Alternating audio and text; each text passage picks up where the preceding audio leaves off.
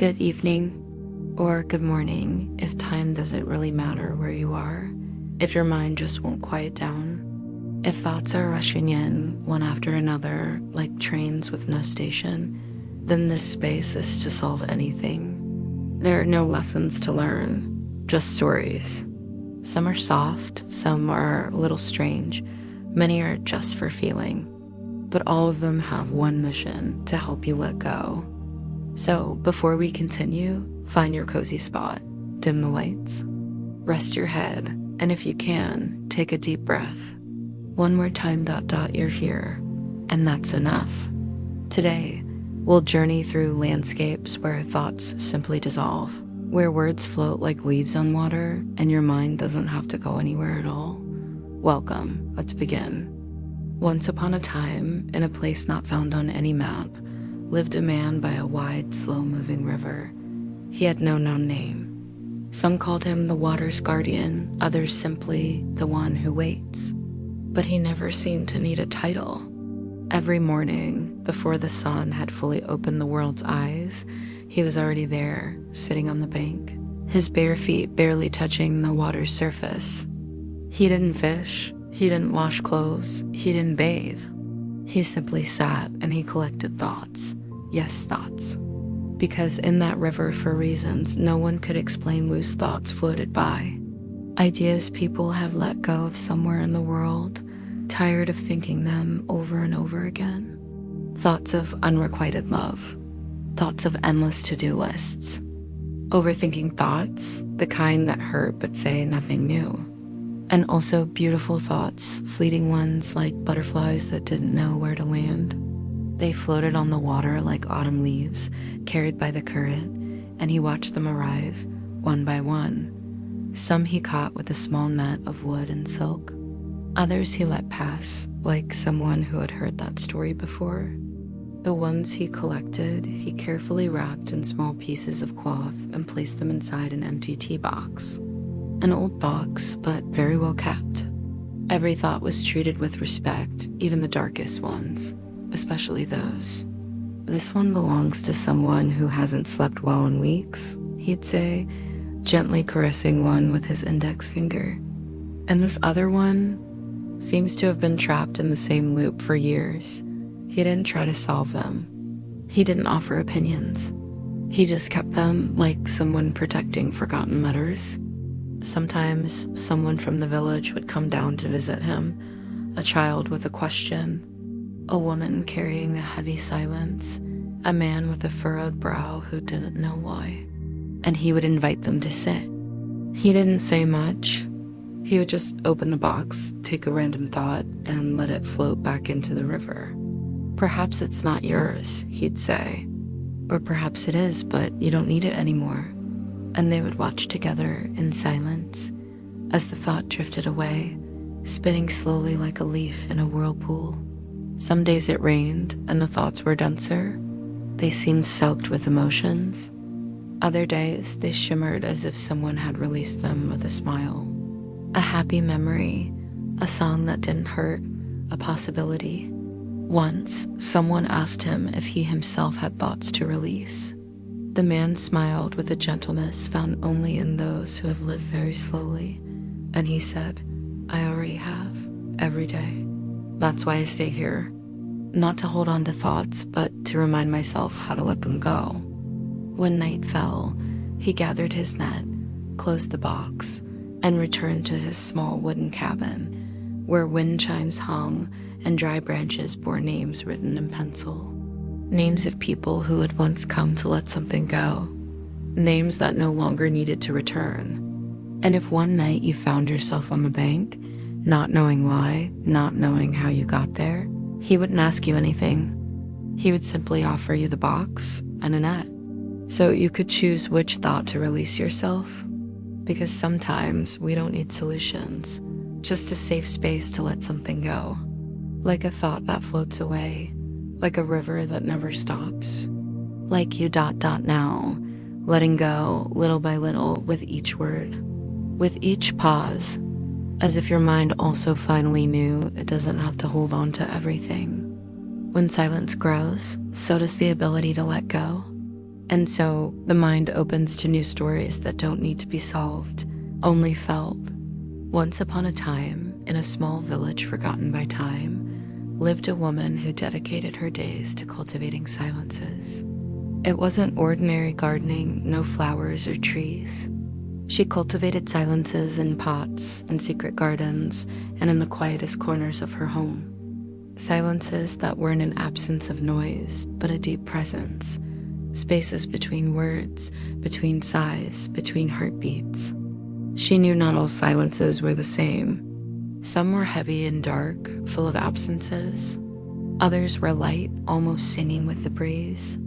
Every morning, she would open her windows wide and let the fresh air in, but she also let out the unnecessary noises, worries, hurry, doubts. In her hands, silence grew. She watered it with patience, with small moments of pause, with glances that asked no questions, with listening without judgment. Sometimes curious neighbors would peek in to understand what she was doing, but she would simply smile and offer them a bit of that silence to take with them. It wasn't sold or kept, it was shared. Once, a child from the village asked her, "Why do you cultivate silences? Isn't it boring?"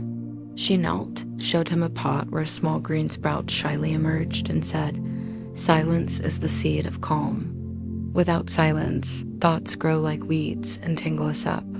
With silence, we can listen to what truly matters, even what isn't said." And so the child learned to sit without speaking, to breathe slowly, and to feel the space between his thoughts. Sometimes, when the world's noise was too loud, the woman would walk to her garden of silences, close her eyes, and let herself be enveloped by the stillness, like someone sinking into a calm lake. In that silence, there were no judgments or mental lists, only the feeling of being present right here, right now.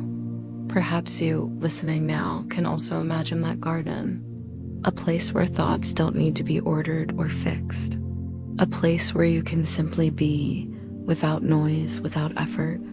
And if for a moment you close your eyes, perhaps you can feel how a gentle silence grows within you, filling the spaces that noise left empty, and calming that mind that just won't stop thinking. When silence grows, so does the ability to let go. And so the mind opens to new stories that don't need to be solved, only felt. Once upon a time, on a distant coast bathed in fog and the constant murmur of the sea, stood a lighthouse that never lit its lamp.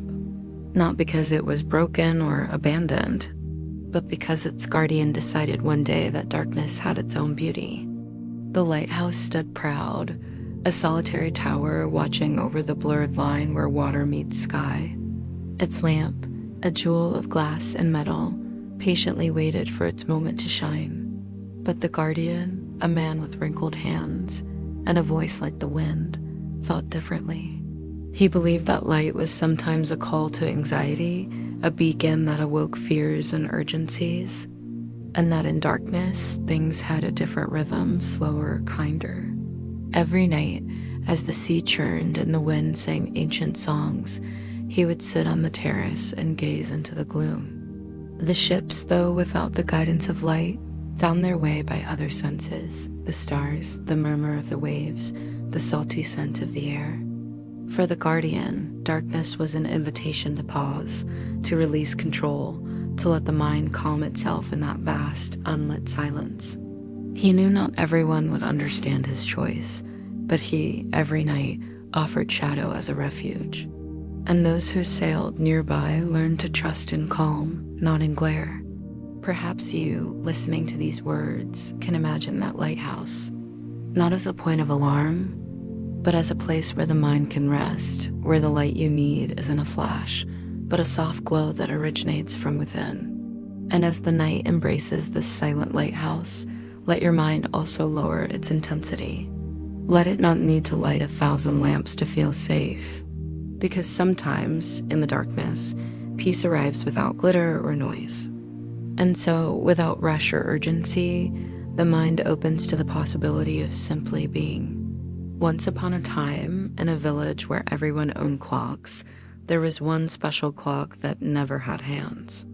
It was an antique wall clock made of dark wood, delicately carved, but without any pointers to mark the hour. This clock belonged to a woman who decided to stop measuring time. For her, life wasn't meant to be a constant race after minutes and seconds, but a slow walk through moments to be savored. Every day, as the sun rose and set, she looked at that clock without haste, without expectation. She wasn't concerned with punctuality or dates. She learned to live in her own time, where hours were measured by sensations, the aroma of freshly baked bread, a child's laughter, the rustle of wind in the trees. In that village, people looked at her with curiosity and sometimes with fear. How can she live without knowing the time? They'd ask. But she would simply smile and reply, I don't live without time. I live without rushing, because without hands to push her, she learned to listen to her own rhythm. She discovered that worries arise when we try to control what we cannot, and that true calm lies in letting time flow like a river without forcing its course. Perhaps right now, you can imagine that clock without hands. A reminder that it's not always necessary to hurry or to constantly track every second that passes. You can let time dissolve into small, peaceful moments and let your mind rest from that constant urgency that sometimes traps it. In this moment, all you need is to breathe, feel the gentle rhythm of your body, and trust that everything arrives when it's meant to. And so, without rush or urgency, the mind opens to the possibility of simply being. Once upon a time, in a village where everyone owned clocks, there was one special clock that never had hands. It was an antique wall clock made of dark wood, delicately carved, but without any pointers to mark the hour. This clock belonged to a woman who decided to stop measuring time. For her, life wasn't meant to be a constant race after minutes and seconds, but a slow walk through moments to be savored. Every day, as the sun rose and set, she looked at that clock without haste, without expectation. She wasn't concerned with punctuality or dates. She learned to live in her own time, where hours were measured by sensations, the aroma of freshly baked bread, a child's laughter, the rustle of wind in the trees.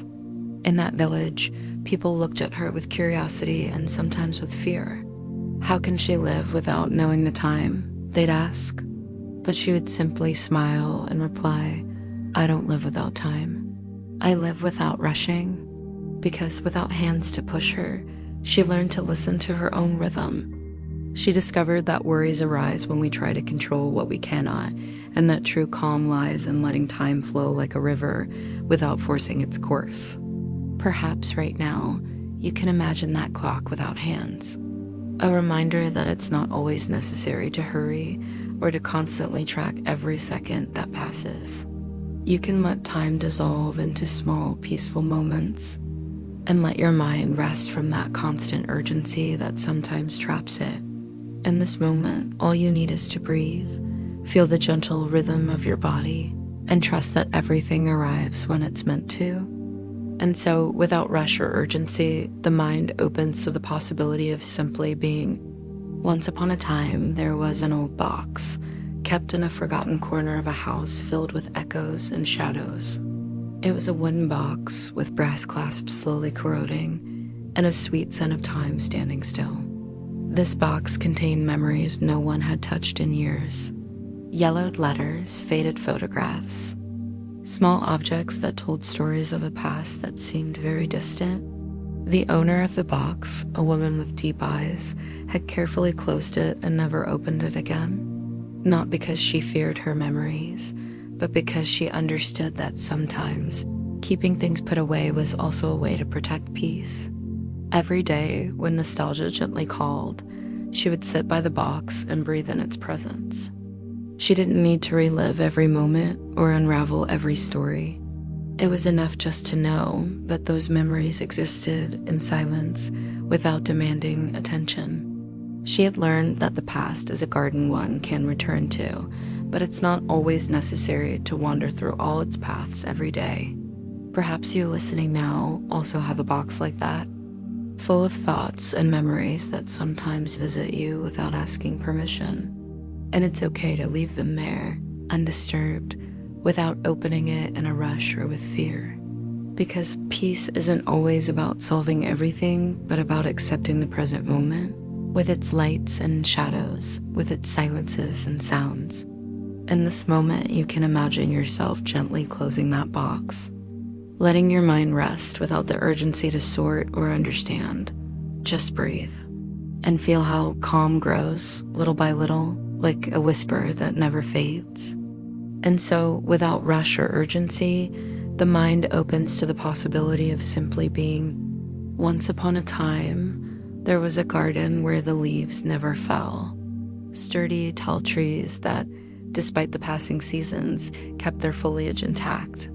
Not a single withered or yellowed leaf dared to detach and fall to the ground. The village people used to ask the gardener, "Why don't the leaves fall? Isn't it strange that the garden never changes?" The gardener, a quiet and serene man, would reply, "Sometimes, leaves that cling too tightly prevent the tree from breathing, from renewing its life." And as he spoke, he showed them the natural cycle he respected, allowing the leaves to fall calmly without force or fear, to make way for new branches, new possibilities. In that garden, they learned that letting go is not losing, but making space to grow. Perhaps in your mind, there are leaves you resist letting go of, thoughts, worries, memories. Today, I invite you to imagine that garden, to feel how the leaves gently detach, one by one, and how that act of letting go frees up space for calm and renewal. Breathe deeply and feel how lightness comes to you with each falling leaf. And so, without rush or urgency, the mind opens to the possibility of simply being. Once upon a time, there was a very special compass, unlike any other. It didn't point north or south, or to any spot on an external map. Instead, it always pointed toward the heart of whoever held it, toward that deep place where inner calm and truth reside. Travelers who found it discovered that, although the world is full of paths and directions, the true course was never found externally. It was always within, in that silent whisper that sometimes gets lost amidst the mind as noise and the day as hurried pace. Imagine for a moment that you hold that compass in the palm of your hand. Its needle moves gently, vibrating with a serene calm that invites you to pause and listen. There's no rush or confusion, just a soft call that reminds you the most important journey is the one through your own being. You don't need to search outside for what you've always carried within. With each breath, the compass becomes more stable, firmer. You realize you don't have to have all the answers right now, or plan every step precisely. It's enough to trust that inner guide, that light that shines even in the darkness. Perhaps sometimes that inner needle wobbles, pointing in various directions, but it always returns to stillness, to the center where you can find rest and clarity. Allow that compass to accompany you in this moment. Feel how it invites you to pause, to look inward without fear or judgment. It is a gentle reminder that your worth does not depend on what you achieve or what others expect, but on the simple presence of your authentic, complete self. Allow yourself to hold that compass for a while without hurrying, without worrying about the destination. Just you and that inner guide, and a silent dialogue that strengthens your calm and your confidence.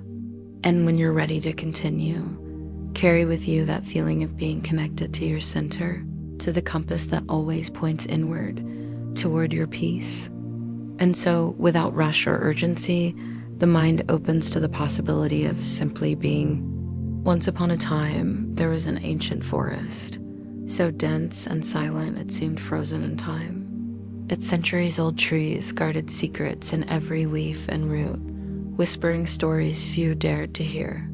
The villagers said that in this forest lived forgotten whispers, fragments of thoughts and emotions that people had left behind, unwilling to face them. It was a place where the past met the present, and where every whisper had the power to heal if only one paid attention. Imagine walking slowly among those trees, feeling the rough texture of the bark beneath your fingers, hearing the gentle crunch of dry leaves underfoot. The air smells of damp earth and moss, and each breath fills you with calm. As you move deeper, you begin to hear the whispers, soft and delicate, as if the wind were playing hide and seek with words in the silence. They aren't demanding voices, but murmurs that invite you to pause and observe. These whispers are fragments of ancient fears, of forgotten joys, of dreams that once shone brightly but time slowly dimmed. They aren't here to frighten you, but to remind you that they are a part of you, that they deserve to be seen and accepted. You sit beside a fallen log, closing your eyes, and allow these whispers to enter your mind without resistance. You don't reject them or seek them out. You simply listen, as if they were leaves gently falling beside you. And as you listen, you feel the tension in your chest slowly dissolve, as if the forest itself were absorbing your weight and offering you relief. In this place, there's no need to rush, no need to fight what you feel. Only an invitation to be present, to acknowledge each whisper as a valuable part of your story. When you open your eyes, the forest seems brighter, as if a new clarity has emerged from the silence. You know you can return whenever you need to this forest where your forgotten whispers find a safe refuge. And so, without rush or urgency, the mind opens to the possibility of simply being. Once upon a time, an imposing mountain stood proudly above a tranquil valley. Its snow-capped peaks touched the sky, and its slopes held winding paths that slowly snaked through rocks and trees. Travelers who visited it soon learned that the mountain was not just a physical place, but a silent teacher that taught patience. Every step towards the summit was a lesson, every rest an invitation to observe without hurry. Imagine now that you begin to ascend this mountain. Your feet touch the firm earth. You feel the resistance of the stones and the coolness of the pure air filling your lungs.